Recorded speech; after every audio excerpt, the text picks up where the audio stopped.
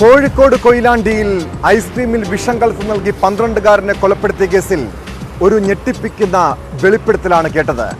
കുടുംബത്തിലെ 5 പേരെയും വകവരുത്തുകയായിരുന്നു ലക്ഷ്യമെന്നാണ് പ്രതി താഹിറ പോലീസിന് മൊഴി നൽകിയത്. സഹോദരനുമായുള്ള സ്വത്ത് തർക്കമാണ് കൊലപാതക നീക്കത്തിന് പിന്നിലെന്നാണ് പോലീസ് നൽകുന്ന സൂചന.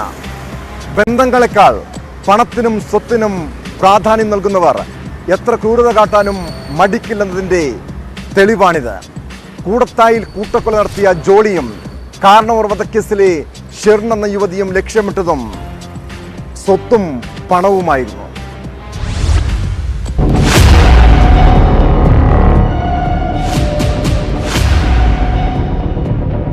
കൂടത്തായി മോഡൽ ഒരു കൊലപാതക പരമ്പരയാണ് യഥാർത്ഥത്തിൽ താഹിറ ലക്ഷ്യമിട്ടത്. ആയുസിന്റെ ബലം കൊണ്ട് ഒരു കുടുംബത്തിലെ 4 പേർ രക്ഷപ്പെട്ടപ്പോൾ വിഷം പുരണ്ട ഐസ്ക്രീം കഴിച്ച 12 വയസ്സുകാരൻ മരണത്തിന് കീഴടങ്ങുകയായിരുന്നു. ഐസ്ക്രീമിൽ വിഷം ചേർത്ത് നൽകി 12 വയസ്സുകാരനെ കൊലപ്പെടുത്തിയ താഹിറയുടെ നിർണായക മൊഴിയാണ് പുറത്തുവന്നത്. സ്വത്ത് തർക്കത്തെ തുടർന്ന് സഹോദരൻ മുഹമ്മദ് അലി, ഭാര്യ അസ്മ, 3 കുട്ടികൾ എന്നിവരെ കൊല്ലാനാണ് ഫാമിലി പാക്ക് ഐസ്ക്രീം വാങ്ങി വിഷം കലർത്തിയതെന്നാണ് അറസ്റ്റിലായ താഹിറയുടെ മൊഴി.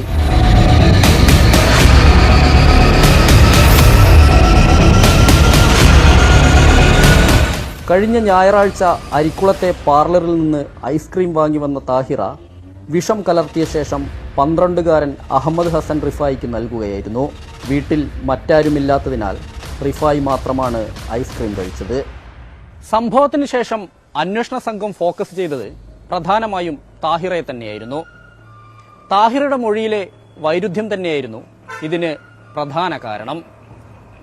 ഫോൺ ലൊക്കേറ്റ് ചെയ്തതോടുകൂടി അന്വേഷണ സംഘത്തിന് ഒരു കാര്യം ഉറപ്പായി: താഹിറയുടെ പങ്ക് ഇതിൽ വളരെ വലുതാണ്. സ്വത്ത് തർക്കത്തെ തുടർന്ന് സഹോദരനും ഭാര്യയുമായി ഇവരുടെ അയൽവാസി കൂടിയായ താഹിറ നല്ല ബന്ധത്തിലല്ലായിരുന്നു. എന്നാൽ കുട്ടികളുമായി പ്രശ്നങ്ങളൊന്നുമില്ലായിരുന്നു. വീട്ടിൽ മറ്റാരുമില്ലെന്ന് ഉറപ്പുവരുത്തിയ ശേഷമാണ് ഐസ്ക്രീം കുട്ടിയുടെ കയ്യിൽ ഏൽപ്പിച്ചതെന്ന് താഹിറ പോലീസിനോട് പറഞ്ഞു.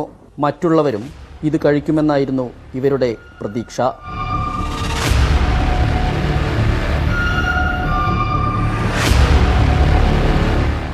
മുപ്പത്തെട്ടുകാരിയായ താഹിറയ്ക്ക് മറ്റാരുടെയും സഹായം ലഭിച്ചിട്ടില്ലെന്നാണ് പോലീസ് പറയുന്നത്.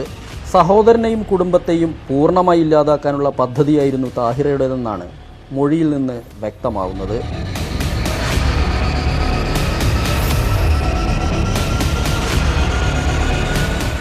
താഹിറയ്ക്ക് മാനസിക പ്രശ്നങ്ങളൊന്നും തന്നെയില്ലെന്ന് അന്വേഷണ സംഘത്തിന് ബോധ്യമായിട്ടുണ്ട്.